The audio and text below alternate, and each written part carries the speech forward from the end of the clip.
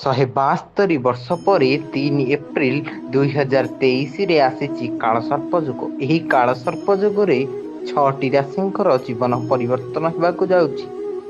ତେବେ ଆସନ୍ତୁ ଜାଣିବା ସେହି ରାଶି ବିଷୟରେ ଯାହା ଉପରେ କାଳସର୍ପ ଯୁଗର ପ୍ରଭାବ ପଡ଼ିବ। ପ୍ରଥମେ ରହିଛି ମେଷ ରାଶି। ଏହି ରାଶିର ବ୍ୟକ୍ତିଙ୍କ ଜୀବନରେ ବହୁତ ପରିବର୍ତ୍ତନ ଆସିବାକୁ ଯାଉଛି। ଶନି ମହାରାଜଙ୍କ ଆଶୀର୍ବାଦରୁ ବ୍ୟବସାୟ କ୍ଷେତ୍ରରେ ବହୁତ ଅର୍ଥ ହାସଲ କରିବେ। ଚାକିରି କାର୍ଯ୍ୟରେ ପଦୋନ୍ନତି ହେବ। ପରିବାରରେ ଖୁସିର ଦିନ ଆସିବାକୁ ଯାଉଛି। ସମାଜରେ କୌଣସି କାର୍ଯ୍ୟ ପାଇଁ ସମ୍ମାନିତ ମଧ୍ୟ ହେବେ।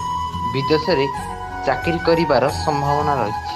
ଦ୍ୱିତୀୟରେ ରହିଛି କନ୍ୟା ରାଶି। ଏହି ରାଶିର ବ୍ୟକ୍ତି ମାନ ସମ୍ମାନ ପ୍ରତିଷ୍ଠାରେ ବୃଦ୍ଧି ହେବ। ସମାଜରେ ପ୍ରଶଂସା ମଧ୍ୟ ମିଳିବ। ବେପାରରେ ହେଉ ବା ଚାକିରିରେ ହେଉ ସବୁ କ୍ଷେତ୍ରରେ ସଫଳତା ମିଳିବ। ପରିବାରରେ ଖୁସିର ବାତାବରଣ ରହିବ। କର୍ମକ୍ଷେତ୍ରରେ ଧନର ପ୍ରାପ୍ତି ହେବେ। କୌଣସି ନୂଆ କାର୍ଯ୍ୟ କରିବାକୁ ଯାଉଥିଲେ ସେଥିରେ ସଫଳତା ପ୍ରାପ୍ତି ହେବ। ତୃତୀୟରେ ରହିଛି ମିଥୁନ ରାଶି। ଏହି ରାଶିର ବ୍ୟକ୍ତିଙ୍କ ଜୀବନରେ କୌଣସି ଶୁଭ ଖବର ମିଳିବାକୁ ଯାଉଛି। ବନ୍ଧୁମାନଙ୍କ ସହିତ ବହୁତ ଭଲ ସମ୍ପର୍କ ରହିବ।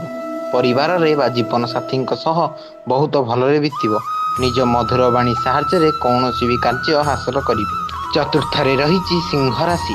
ଏହି ରାଶିର ବ୍ୟକ୍ତିଙ୍କ ଜୀବନରେ ବହୁତ ପରିବର୍ତ୍ତନ ଆସିବାକୁ ଯାଉଛି। ଚିନ୍ତାର କଥା କିଛି ନାହିଁ, ବହୁତ ଶୀଘ୍ର ସରକାରୀ ଚାକିରି ହୋଇଯିବ।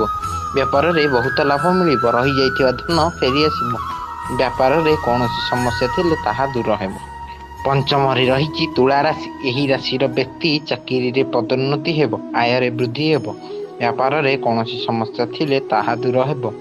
କୌଣସି ଦୂର ଜାଗାକୁ ଯାତ୍ରା କରିପାରନ୍ତି। ପରିବାରରେ ବହୁ ଶାନ୍ତିର ବାତାବରଣ ରହିବ। ସନ୍ତାନ ପ୍ରାପ୍ତି ହେବାର ସଂଯୋଗ ରହିଛି। ଯେଉଁ କାର୍ଯ୍ୟ କରିବାକୁ ଇଚ୍ଛା କରିଛନ୍ତି ସେଥିରେ ସଫଳ ହେବେ।